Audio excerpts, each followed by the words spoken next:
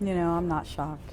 I I knew it before I even came here. Rebecca McMurray is talking about this. 5 years of community control. A sentence of probation, not jail time, for this former Westchester police officer. Appreciate it very much, and Michelle appreciates it, and I think it was appropriate and justice was served. A Butler County judge handed down the decision Monday, 1 month after Michelle Berling pled guilty to tampering with evidence. She'd altered flock camera data and images tied to a 2024 death investigation. Ms. Berling made a mistake in failing to pull the license plate reader information as requested by Detective Ferris. However, Ms. Berling is not before this court for that terrible mistake.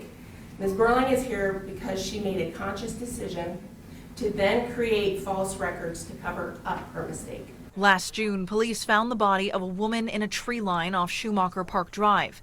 She was 33-year-old Brittany Sands, McMurray's daughter. While I do not blame Officer Michelle Berling for my daughter's death, the actions she took, tampering with evidence and misusing law enforcement tools, had added an unnecessary layer of pain to an already unbearable situation. McMurray read a letter in court Monday asking for truth and transparency. She and her family tell me they fear they'll never get it. She could have held the key to the only evidence that would have answered the questions that we've had all along of what happened to her. What happened to my daughter?